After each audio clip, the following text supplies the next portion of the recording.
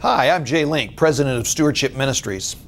The wisdom books of the Bible reference a quite unusual occurrence that, because it is mentioned multiple times, must have at least occasionally happened: a slave becoming a ruler. Here are three references. Under three things the earth quakes, and under four it cannot bear up. Under a slave when he becomes king, Proverbs 30, 21 and 22. And then, luxury is not fitting for a fool, much less for a slave to rule over princes, Proverbs 19:10. And I have seen slaves riding on horses and princes walking like slaves on the land, in Ecclesiastes 10:7. All three of these passages suggest this picture of a slave becoming the ruler due to some strange, twisted irony as being completely wrong and even dangerous. I think we can make an important application to these slave-turned-ruler passages that applies to us today, even though none of us are slaveholders, that being our material possessions are our modern-day slaves, which we are to be the rulers of. The question that we need to ask is, in my world, who is the slave and who is the master? The answer may not be as clear or as obvious as we might like to think. Let me ask you the question this way: do you own your possessions, or do your possessions own you? Are you the servant, or are you the master? Let me share with you a personal illustration. Many years ago, I wanted to buy 2 horses for my young daughters to ride, so I went out and bought 2 older horses. I was so excited to be the proud owner of 2 horses, I thought. What I learned was that these horses I now own needed to be watered every day, and the new barn that I built to shelter them had no running water. So I had to fill up buckets of water at the house and carry the water over to the barn, which was a very long walk.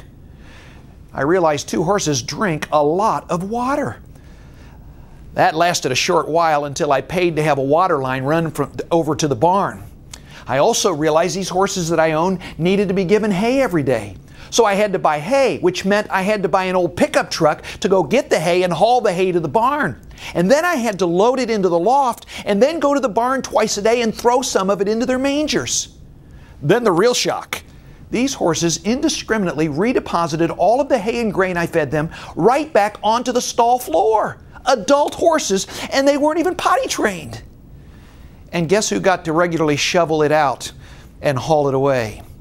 After one winter of that, I'd had enough, and I built a shelter out in the pasture so they could stay in the field year-round. This solved one problem and created 2 new ones. Now I had to hook a hose to the water line to get it out to the water tank, which would routinely freeze in the winter, so I'd have to go out there with a crowbar each day and break the ice so the horses could drink.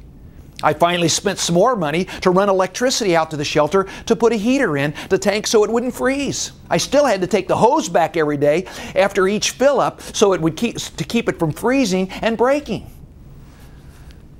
I had now to haul the hay out of the barn, out from the loft, out to the field. Now, admittedly, I'm a little bit slow, but one day it hit me.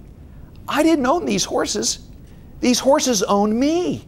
I had become their servant, and they had become my master. The country song says it best: I know what I was feeling, but what was I thinking? You may laugh at my youthful ignorance, but I fear that all of us may be guilty to one degree or another of the same folly. We think we are accumulating servants only to discover that these servants often end up becoming our masters. The more we accumulate, the more our lives are consumed with taking care of our servants, whether they be cars or houses or clothes or toys or investments, businesses. You take your pick. Let me ask you, do you really own them, or do they in fact own you?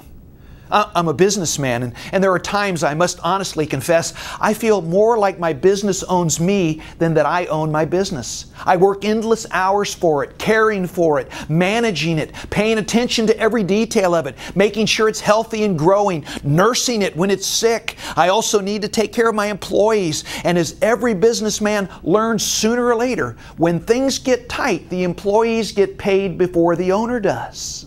Now tell me, who is the owner and who is the servant?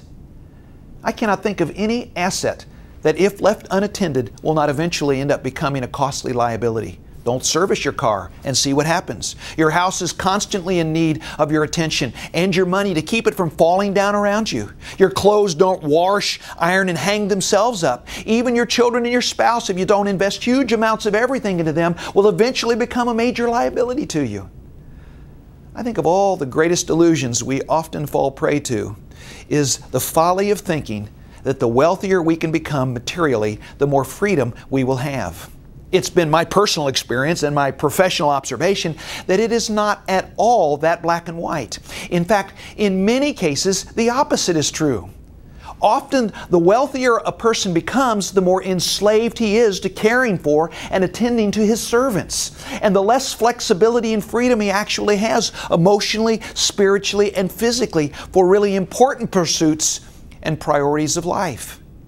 It is a trade-off of one freedom for another that often leads us less free after each trade. It may just be that the freest person in the world is not the mega wealthy individual, but actually the person who owns nothing, who has no material masters that are demanding huge amounts of his time, his attention, and his physical and emotional energy to care for them. Consider this story. A businessman was at a pier of a small coastal Mexican village when a small boat with just one fisherman docked. Inside the small boat were several large yellowfin tuna. The businessman complimented the Mexican on the quality of the fish and asked, "How long did it take you to catch them?" The Mexican replied, "Only a little while." The businessman then asked why he didn't stay out longer and catch more fish. The Mexican said he had enough to support his family's immediate needs. The businessman then asked, "But what do you do with the rest of your time?" The Mexican fisherman said, "I sleep late, I fish a little, play with my children, take a siesta with my wife Maria, and stroll into the village each evening where I sip wine and play guitar with my amigos. I have a very full and busy life, senor." The businessman scoffed. "I'm a Harvard MBA and I can help you. You should spend more time fishing, and with the proceeds you could buy a bigger boat, and with the proceeds from the bigger boat you could buy several boats. Eventually you could have a fleet of fishing boats. Instead of selling your catch to a middleman, you could sell directly to the processor and eventually open your own cannery. You would control the product, process, and distribution. You would need to leave this small coastal village and move to Mexico City, and then to LA, and eventually to New York City, where you would run your expanding enterprise." The Mexican fisherman asked, "But senor, how long will that take?" To which the businessman replied, 15 or 20 years. "But what then, senor?" The businessman laughed and said, "That's the best part. When the time is right, you would announce an IPO and sell your company stock to the public and become very rich. You would make millions." "Millions, senor? Then what?" The businessman said, "Then you would retire, move to a small coastal fishing village where you could sleep late, fish a little, play with your kids, take a siesta with your wife, and stroll into the village in the evenings where you could sip wine and play guitar with your amigos." The fisherman, still smiling, looked at him and said, "Isn't that what I'm doing right now?" Might it not be good for all of us to pause and take a personal inventory of our lives and our material possessions and determine just how much of what we legally own actually emotionally, spiritually, and or financially owns us? And through some twisted irony, we now see our slaves riding on horses while we are walking like slaves on the land.